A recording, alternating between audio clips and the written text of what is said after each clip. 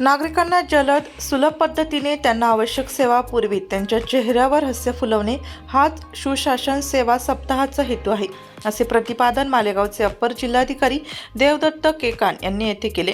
माजी प्रधानमंत्री अटल बिहारी वाजपेयी यांच्या जयंतीनिमित्त राबवण्यात येणाऱ्या सुशासन सप्ताहानिमित्त जिल्हाधिकारी कार्यालयातील नियोजन सभागृहात आज दुपारी जिल्हाधिकारी जलज शर्मा यांच्या मार्गदर्शनाखाली कार्यशाळेचे आयोजन करण्यात आले होते। त्यावेळी ते बोलत होते। यावेळी अप्पर जिल्हाधिकारी बाबासाहेब पारदे, जिल्हा परिषदेचे अतिरिक्त मुख्य कार्यकारी अधिकारी डॉक्टर अर्जुन गुंडे, पोलीस उपायुक्त प्रशांत बच्चाव, उपजिल्हाधिकारी तुकाराम हुलावळे, प्रशासन आदी उपस्थित होते।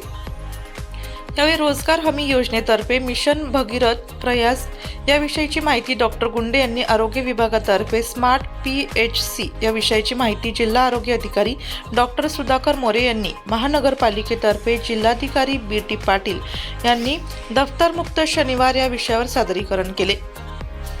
पोलीस दलातर्फे राबवण्यात येणाऱ्या विविध उपक्रमांची उपायुक्त माहिती बच्चाव यांनी दिली, तर जिल्हा परिषदेच्या शिक्षण विभागातर्फे मॉडेल स्कूल याबाबत माहिती देण्यात आली। तहसीलदार अमोल निकम यांनी आभार मानले। यावेळी विविध विभागाचे अधिकारी कर्मचारी मोठ्या संख्येने उपस्थित होते। नाशिक लोकशाही न्यूज ब्युरो रिपोर्ट, नाशिक।